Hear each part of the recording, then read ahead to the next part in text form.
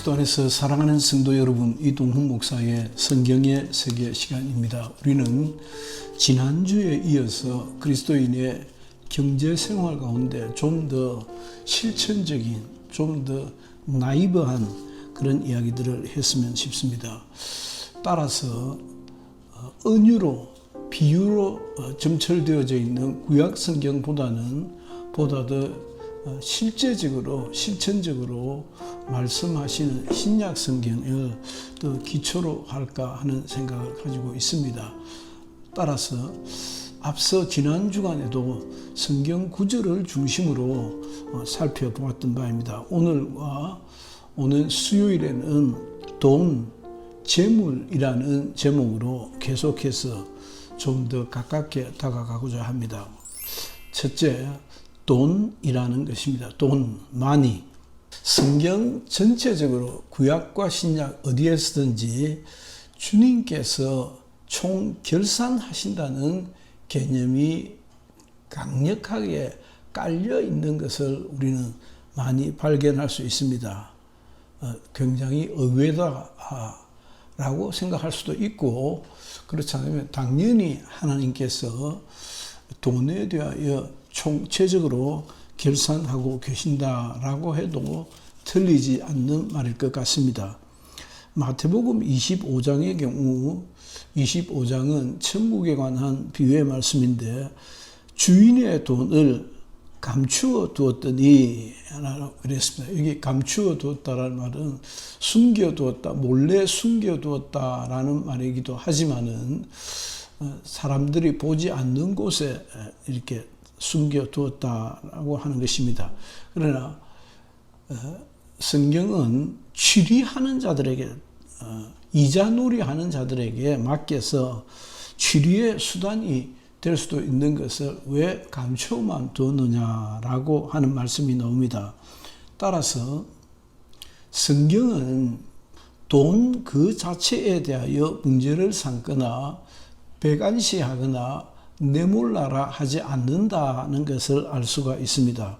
오히려 취리의 수단으로 삼기도 하지 않느냐라고 은근슬쩍 돈에 대하여 긍정적인 모습을 발견할 수 있습니다. 마가복음 6장의 경우는 마태복음 10장과 동일한 배경을 가지고 있는데 전도자들을 파송하실 때에 주머니나 전대나 돈을 가지지 말라 그랬습니다. 누가복음 3장에도 같은 말씀이 나옵니다. 전도자들에게는, 복음을 전하는 자들은 전대나 돈주머니나 돈을 가지고, 캐시를 가지고 다니지 말라라고 말합니다.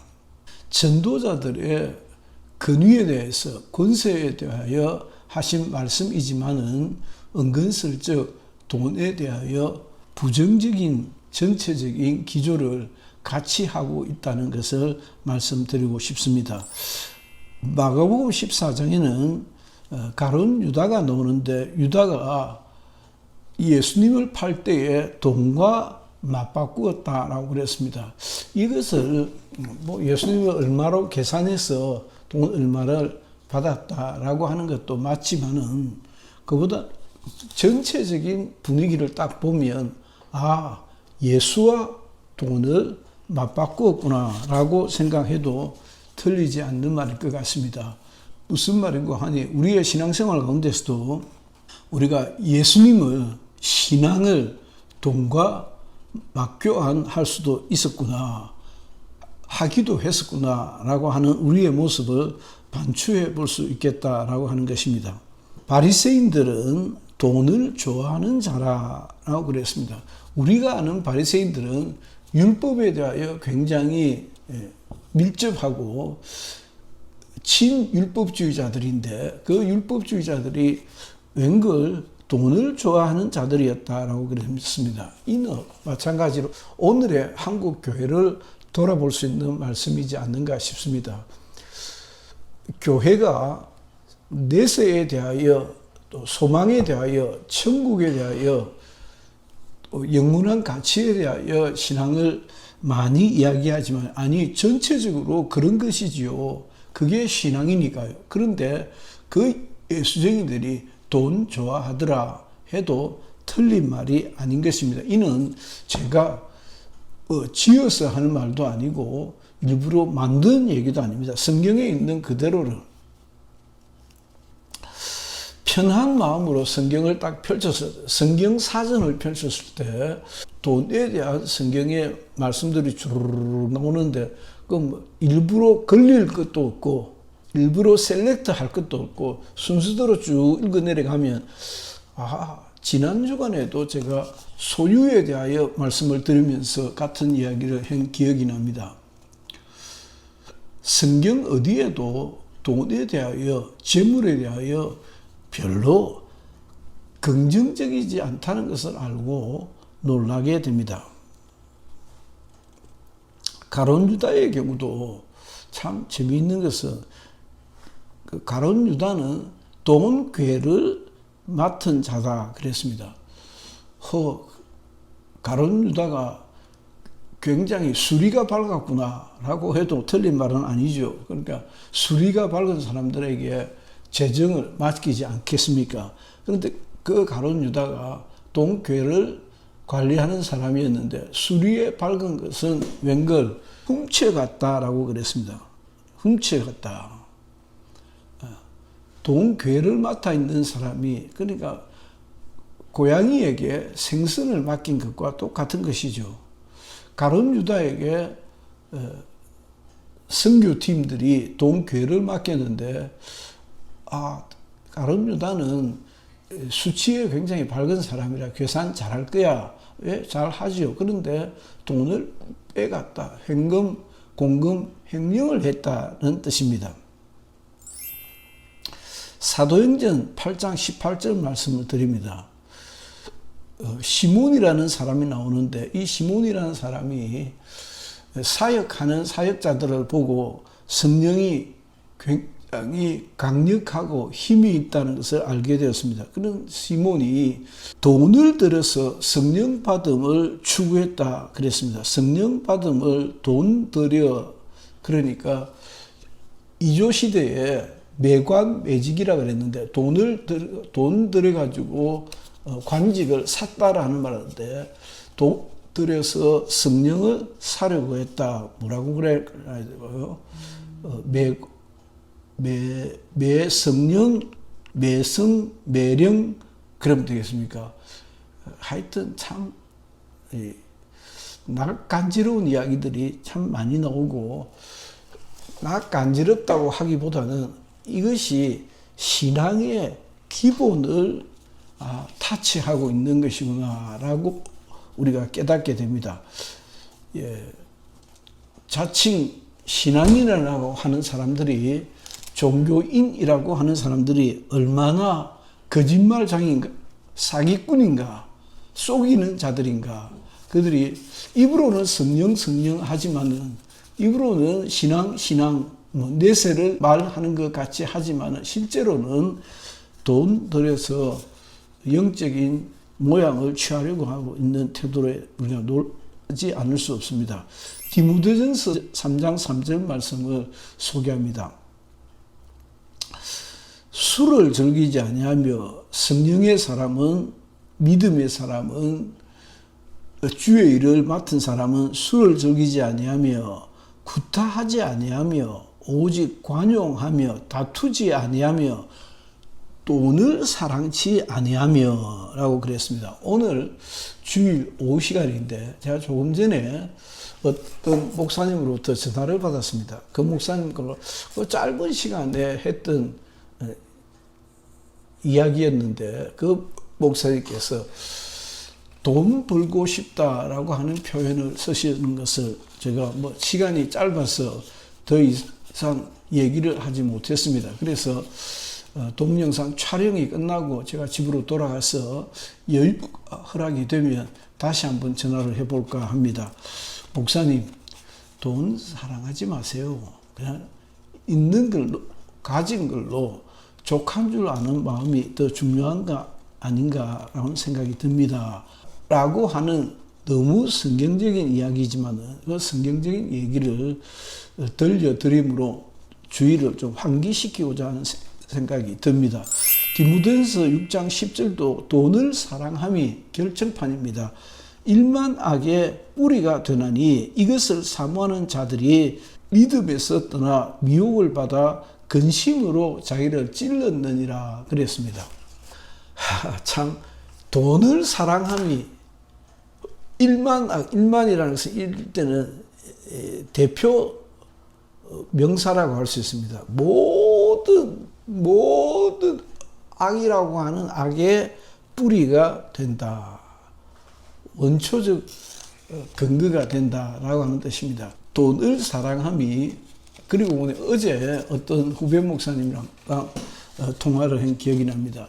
그 목사님이 단박에 그런 얘기를 하더라고요. 어떤 분에 대해서 얘기를 했는데 돈이 많거든요.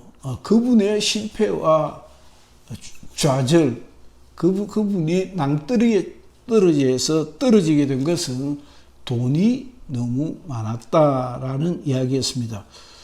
그분이 아마 돈을 많이 사랑했던 것 같습니다. 돈을 사랑함이 일만 악의 뿌리가 되나니, 시청하시는 여러분들께서는 어떻게 생각하시는지 꽤 궁금합니다. 디모데후서 3장 2절에는 맙세의 사람들은 자기를 사랑하며 돈을 사랑하며 자긍하며 교만하며 회방하며 부모를 거역하며 감사치 아니하며 말세에 처하여 있는, 종말에 빠져 있는, 종말에 놓여 있는, 처해 있는 사람들의 모습이 그려져 있습니다. 여기 말세는 믿음으로 살지 못한 사람들은 하는 뜻이겠지요. 그런 사람들은 돈을 사랑한다라고 그랬습니다. 시청자 여러분들께 제가 아주 참 열린 마음으로 함께 상고하고 싶습니다. 돈은 사랑한다고 내 것이 되는 것도 아니고, 내가 욕심을 낸다고 내 것이 되는 것도 아니었습니다. 영적 생활을 하는 성도 여러분들이 돈을 사랑치 아니하는 경긋한 신령한 성도들이 될 것을 주의 이름으로 축원합니다. 히브리서 13장 5절에 돈을 사랑치 말고 있는 바를 족한 줄로 알라. 자족하는 마음, 족한 줄로 아는 마음, 지족하는 마음, 족한 줄로 아는 마음, 스스로 족하다 생각하는 자족하는 마음, 그가 너를 떠나지 않고 버리지 않을 줄을 알라라고 그랬습니다. 그러니까 돈과 주님을 대비를 시켜놨습니다.